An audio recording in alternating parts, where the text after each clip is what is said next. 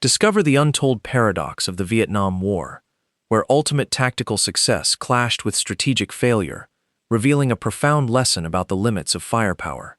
Somewhere in the dark over South Vietnam, a sound rolls across the jungle that the American infantryman learns to love more than almost any other: the distant thud of howitzers. These guns, located on a firebase kilometers away, send their shells arcing overhead toward an enemy he cannot see. By 1967, that sound is everywhere because the United States has chosen to fight this war primarily with its artillery. The men operating these guns would fire more shells in Vietnam than America expended in all of the Second World War.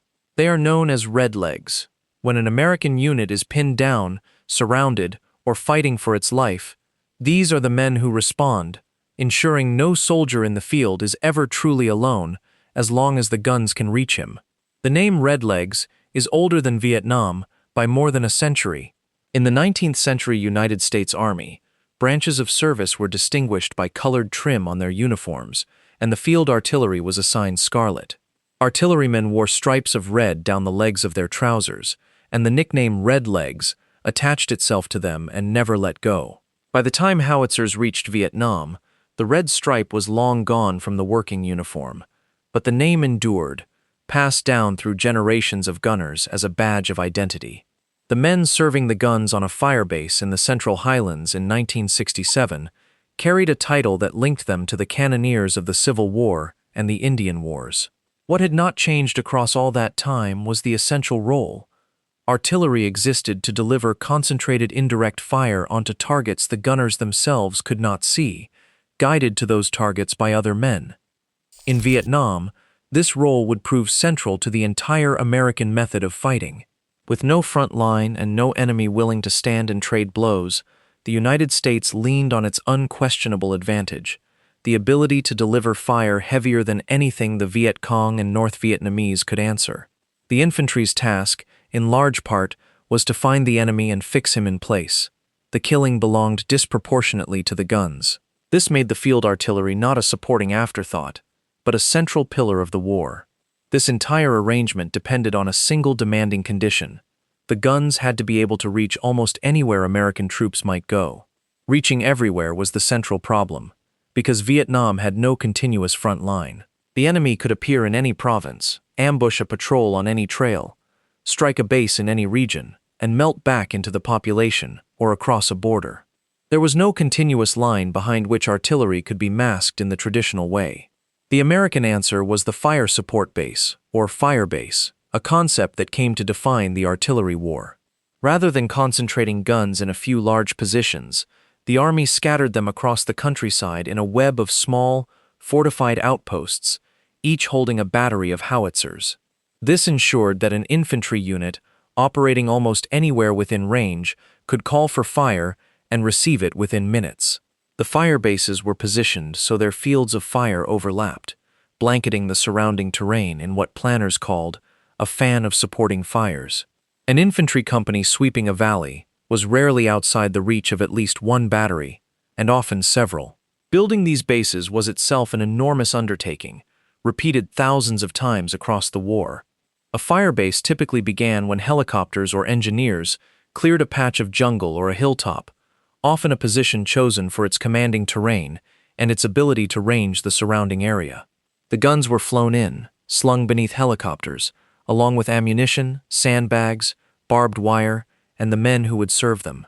Within hours, a functioning artillery position took shape, ringed by defensive bunkers and wire, with the howitzers laid in their pits at the center.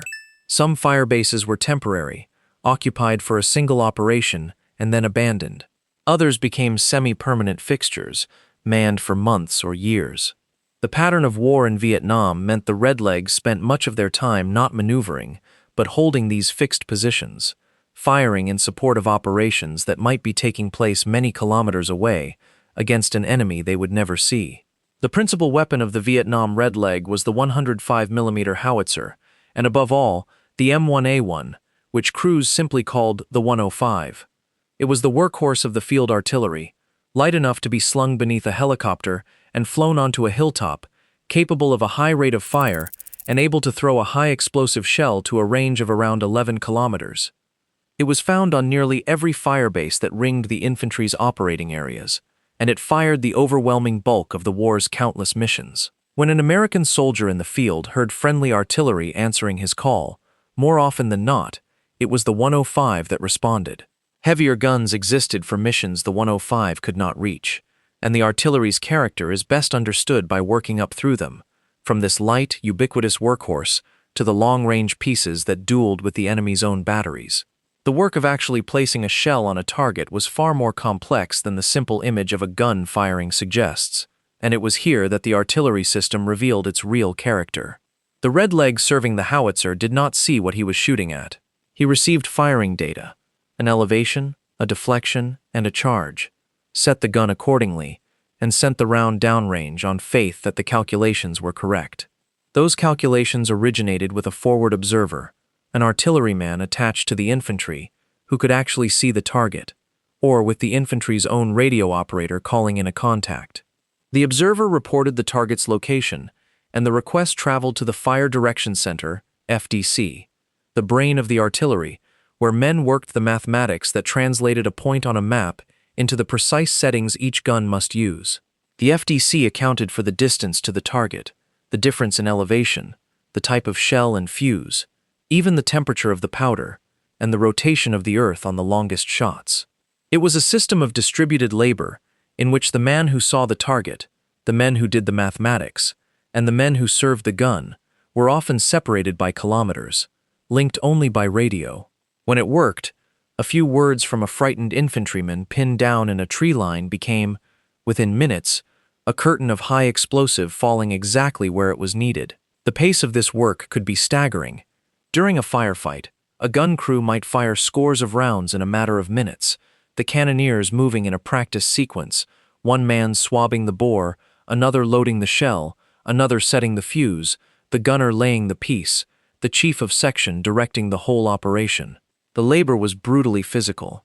A 105mm round weighed around 15 kilograms, and heavier shells weighed far more. Stepping up one caliber to the 155mm howitzer, the M114, the weight of the work climbed with the weight of the shell. The M114 was the Redlegs' heavy fire support piece, throwing a round of more than 40 kilograms to greater range than the 105, and with a destructive effect to match, a gun proven accurate at extended ranges and built in every sense to deliver. Where the 105 was prized for being everywhere at once, the 155 was prized for what a single round could do when it landed. Its crews handled those shells by hand, hour after hour, in the heat and humidity of Vietnam. The guns grew so hot, they could cook off a round prematurely. The noise was punishing, and many Redlegs left the war with permanent hearing damage as a matter of course.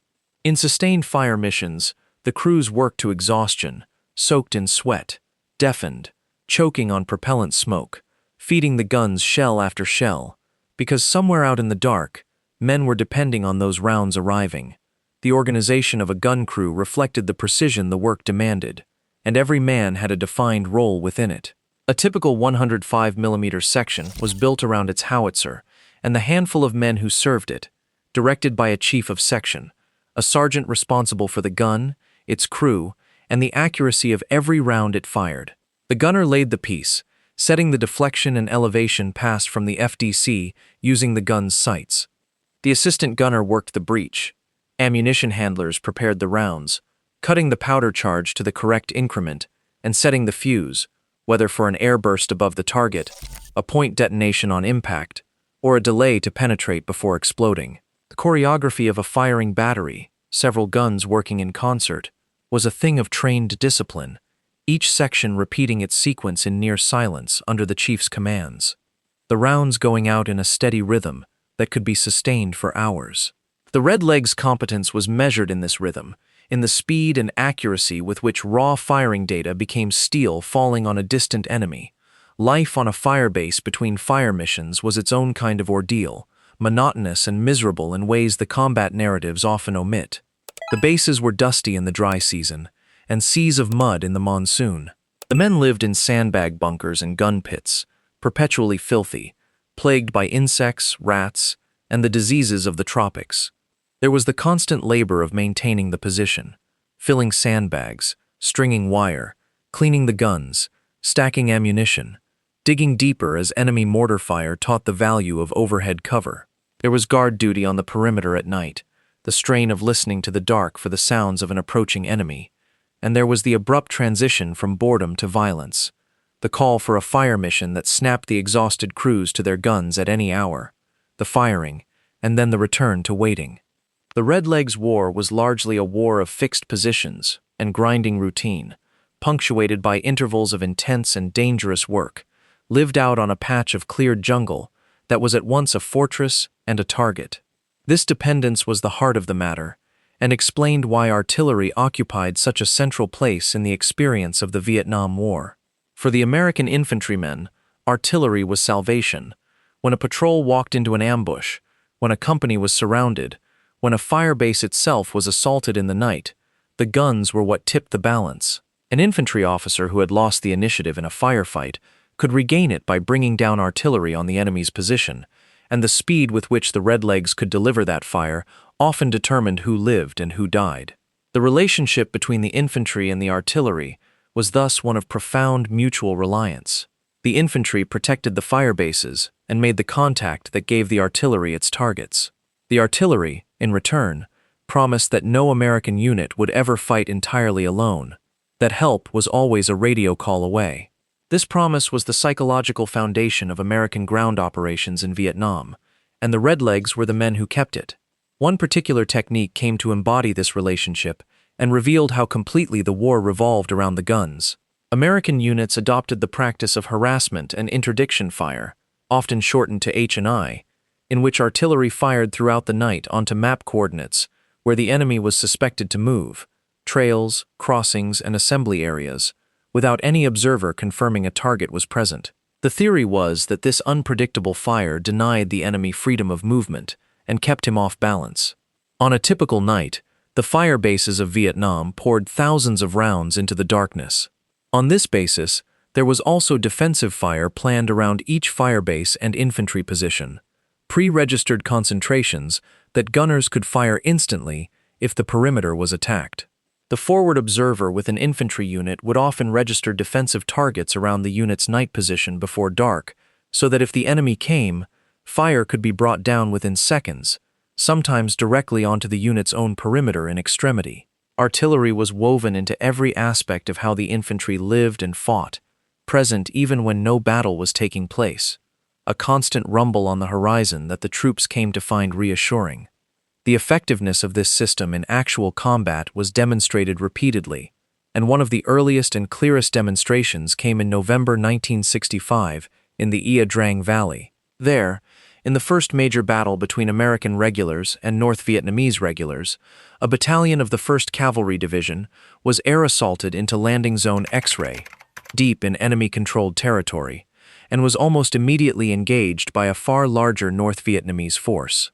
The Americans held across several days of intense fighting, and a central reason they held was artillery.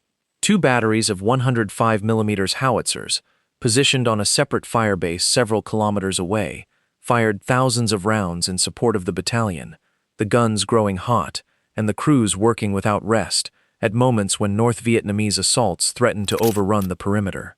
Artillery was brought down danger close, just outside the American lines, breaking up the attacks. The battle confirmed, in American eyes, the soundness of the firepower strategy. Wherever the enemy could be fixed in place, artillery and air support could destroy him. The Redlegs at Ia Drang proved that the guns could be the decisive factor in a battle the infantry might otherwise lose. Yet the firebase that made this reach possible also created a vulnerability, and the enemy was quick to recognize it. A firebase was a fixed position in hostile territory, often isolated, dependent on helicopters for resupply, and surrounded by terrain the enemy knew intimately. To the North Vietnamese and Viet Cong, a firebase was a target of opportunity and, at times, a deliberate objective. Overrunning one promised a propaganda victory, a haul of weapons and ammunition, and the destruction of the guns that had been tormenting them. As a result, the Redlegs found themselves in a paradoxical position. They were artillerymen trained to fight at a distance, to never see the enemy. Yet they were stationed in exposed outposts that the enemy actively sought to assault at close quarters. When a firebase was attacked, the gunners had to become infantry, defending their own perimeter with rifles, even as they tried to keep the howitzers firing. This was the other face of the Red Leg War, the nights when the distant, mathematical business of indirect fire collapsed into a desperate, close-range fight for survival. The technique developed to meet this threat was among the most dramatic in the artillery's repertoire, and it spoke to the brutal intimacy these battles could acquire. When enemy infantry closed on a firebase in such numbers that they threatened to breach the wire, the howitzers could be depressed to fire directly at the attackers over open sights, the gun aimed like an enormous rifle. The round used was the beehive, a shell packed with thousands of small steel darts called flechettes, which the gun sprayed into the assaulting infantry in a lethal cone. A 105 firing beehive over open sights at attackers a few dozen meters away was a weapon of last resort, and its use meant the battle had reached the perimeter. Firebases across Vietnam were saved by exactly this measure, the gunners leveling their pieces and firing flechette rounds into waves of enemy soldiers in the final moments before they reached the guns. The Red Leg in these moments was no longer a distant artisan of indirect fire. He was fighting hand-to-hand with his howitzer. Artillery's prominence only grew as the war's characteristic patterns settled in. American operations frequently took the form of search-and-destroy missions, in which infantry swept areas, hoping to make contact with an enemy who chose when and whether to fight. In this kind of war, contact was often sudden, sharp, and brief. An ambush sprung at close range before the enemy broke away. The decisive factor in such engagements was how quickly the Americans could bring their firepower to bear, and that meant how quickly the artillery could respond.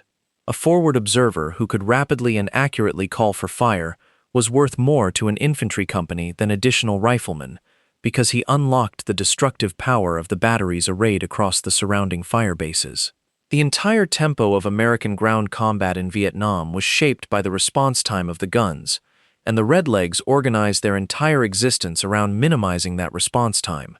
The crews sleeping beside their pieces, the fire direction center manned around the clock, ready to put steel on a target the instant the call came.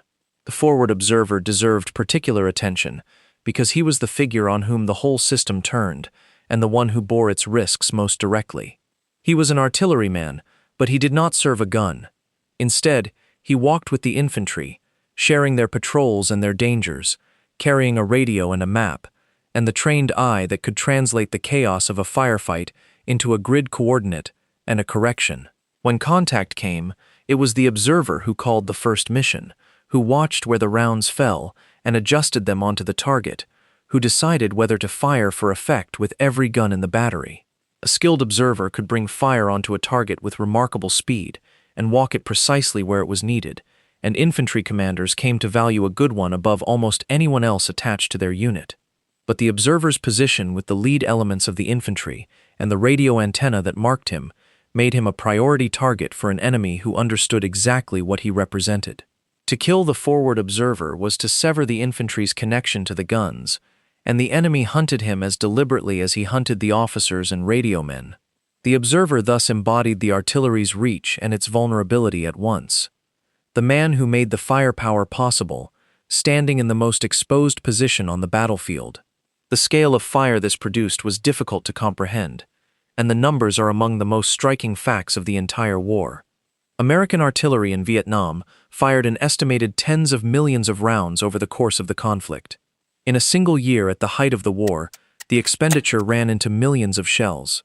This represented an astonishing material commitment, a river of ammunition flowing from American factories across the Pacific to the fire bases of Vietnam, and it reflected the central premise of the firepower strategy, the belief that enough shells delivered often enough would grind the enemy down.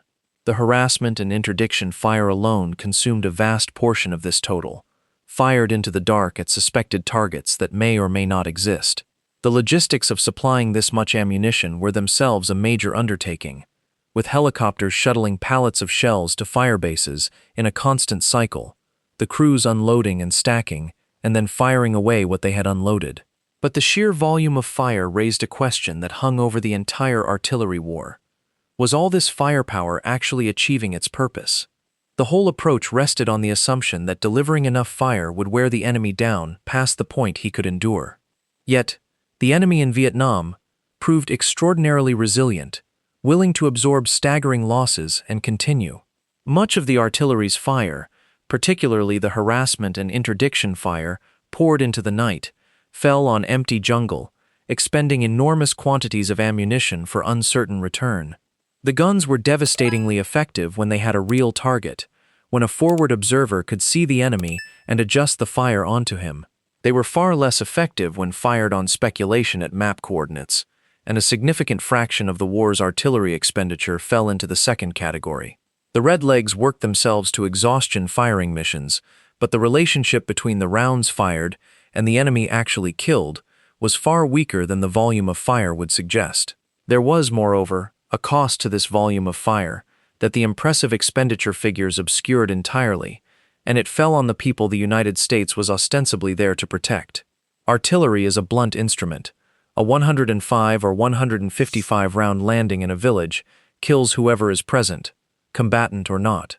The harassment and interdiction fire that poured into the countryside each night fell on terrain where civilians lived and worked, and the free fire zones declared across parts of South Vietnam, areas where anything moving was treated as hostile, became killing grounds in which artillery operated without the restraint that the presence of an observer might impose.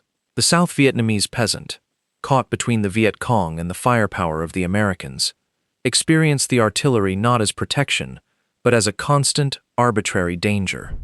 Lihlip, a villager from central Vietnam who lived through the war, captured the impossible position of the rural population caught between the two sides, fearing both the insurgents and the forces arrayed against them.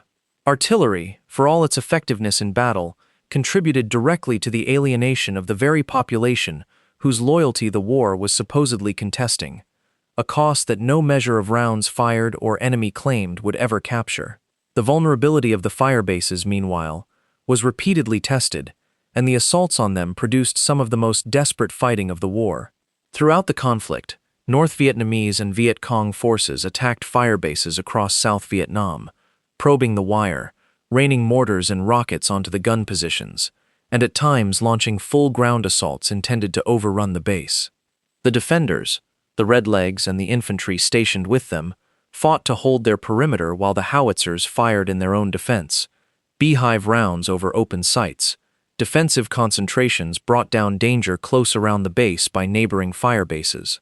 Some of these attacks succeeded in penetrating the perimeter, and the fighting became a confused, close-quarters battle among the gun pits and bunkers. The image of the red leg as a man who fights at a safe distance dissolved entirely in these engagements. The firebase that projected firepower across the surrounding terrain was also a magnet for attack, and the men who served the guns had to be prepared at any moment to defend their position with their lives. These firebase battles threw the central paradox of the artillery war into sharp relief.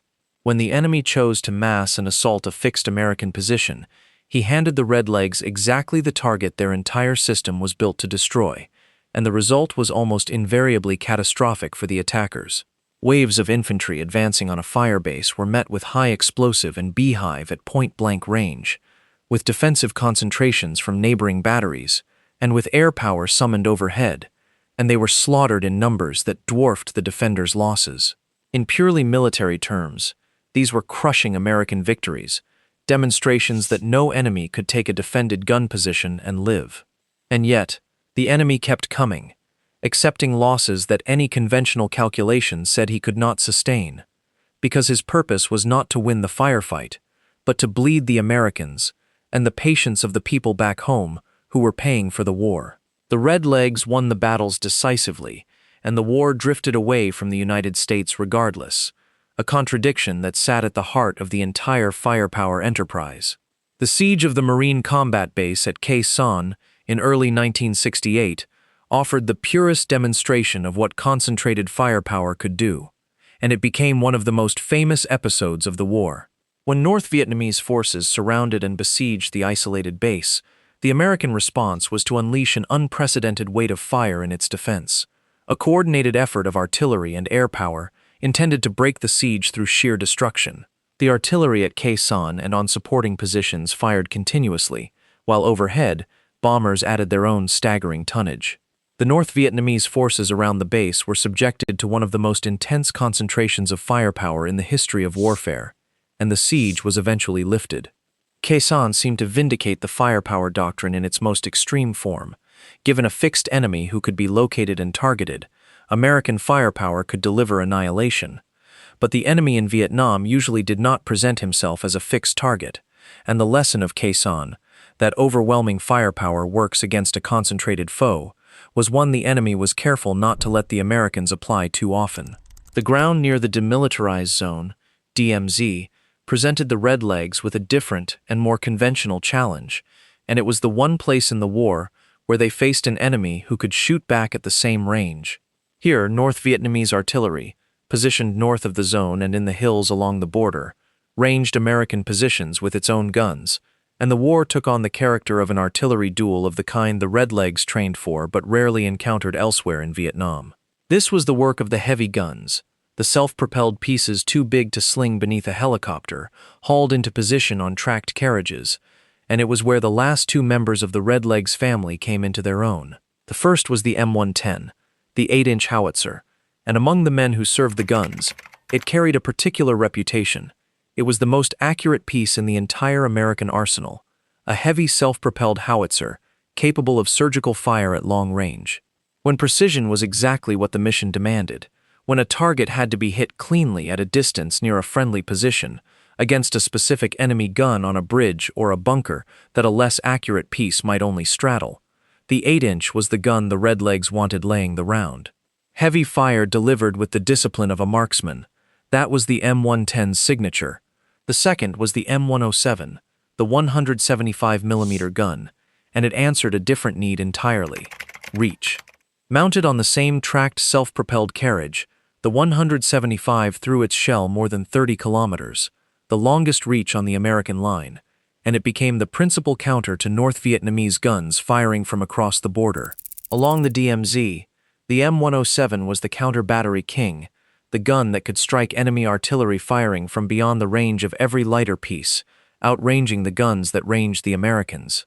Counter-battery fire, the business of locating and destroying enemy artillery, demanded its own specialized techniques: radar that tracked incoming shells back to their origin, observers who plotted the flash and sound of enemy guns, and the rapid response that could land fire on an enemy battery before it displaced. Along the northern border, the Redlegs fought something closer to the artillery war of earlier conflicts, gun against gun, and the exposure of their fixed positions to accurate enemy counterfire made this among the most dangerous artillery duty of the war. The heaviest guns also revealed how far artillery's reach extended beyond the immediate support of troops in contact.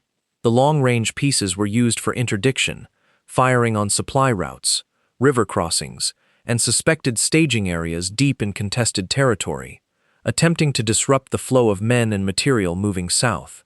They struck at targets identified by aerial reconnaissance, by intelligence, by the patterns of enemy movement that analysts pieced together. This was artillery employed not to save a particular infantry unit in a particular firefight, but to shape the larger battlefield, to make whole regions more costly for the enemy to use. Whether it succeeded is, like so much of the firepower war, difficult to measure. The shells landed in remote areas where no one confirmed the result, and the enemy's continued ability to move men and supplies south throughout the war suggests the interdiction fire, for all its weight, never came close to stopping him. The long-range guns fired enormous quantities of ammunition into the distance, and the war went on. As the war continued into its later phases, and American strategy shifted toward Vietnamization, the gradual handover of the fighting to the South Vietnamese armed forces, the artillery system, and the firebase doctrine were passed along with it. South Vietnamese artillery units took over many of the firebases and inherited the same equipment, the same techniques, and the same fundamental relationship between the guns and the infantry they supported. The results varied as they did with the Americans, depending on the quality of the units involved and the circumstances they faced. Where the South Vietnamese artillery was well led and well supplied, it performed much as the American artillery did. Where it was not, The absence of reliable fire support exposed the infantry to the same dangers that artillery had previously held at bay. The dependence on artillery that the American way of war instilled became, in the hands of the South Vietnamese, both an inheritance and a vulnerability. For an army built around the assumption of overwhelming fire support is in serious trouble when that support falters. To assess the Redlegs and their war is to confront the central paradox of American firepower in Vietnam. There is no question that artillery was, in tactical terms, extraordinarily effective.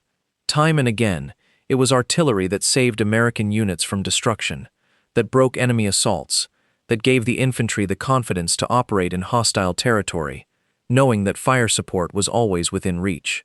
The men who served the guns did so with remarkable endurance and skill, working in brutal conditions, firing missions around the clock, and at times defending their firebases in close combat when the war came to their own perimeter. In the battles where the enemy could be found and fixed, the Redlegs were as decisive as any element of the American military. The firepower strategy at the level of the individual engagement worked, and yet the war was lost, and artillery's very effectiveness illuminates why. The firepower approach assumed that enough fire would break the enemy, and artillery delivered it on a scale never before seen, millions upon millions of rounds. But the enemy was not broken, because the war was not, at its core, the kind of war that firepower was designed to win. It was a political and revolutionary struggle in which the loyalty of the population mattered more than any tally of the enemy dead, and in which the enemy could choose to avoid the set-piece battles where American firepower was decisive. The harassment and interdiction fire poured into the night. The free fire zones, the shells that fell on villages, did not break the enemy's will. If anything, the indiscriminate aspects of the firepower war alienated the population the United States needed to win over, undermining the larger purpose, even as the guns won the individual battles. Artillery was a hammer of immense power, applied to a problem that was not fundamentally a nail. The Redlegs, then, owned the battlefield in a narrow but real sense. Wherever the guns could reach, and they could reach almost everywhere, no enemy could mass and fight in the open and survive. The American command achieved, through the firebase system and the field artillery, a dominance of firepower across the South Vietnamese countryside that the enemy could never directly contest. But owning the battlefield, it turned out, was not the same as winning the war. The enemy declined to contest the ground artillery dominated, fighting instead on terms that minimized American firepower, absorbing the losses, and waiting out an enemy whose political will at home was eroding, even as its guns fired without cease. The Redlegs won nearly every contest of firepower they were given. The war was decided elsewhere, by factors the Howitzers could not touch.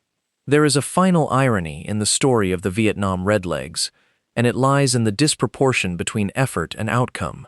Artillery worked harder, fired more, and endured more than perhaps any comparable force in the history of the American military, sustaining a tempo and a volume of fire without precedent. The men who served the guns gave everything the strategy asked of them, and the strategy still failed, not because artillery fell short, but because it succeeded at a task that was never going to be sufficient.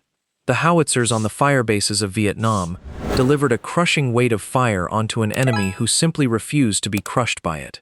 And in that gap, between the overwhelming firepower the Redlegs provided and the victory it could not produce, lies the essential lesson of the American war in Vietnam. The most powerful artillery in the world cannot win a war it does not understand. The Redlegs owned the battlefield,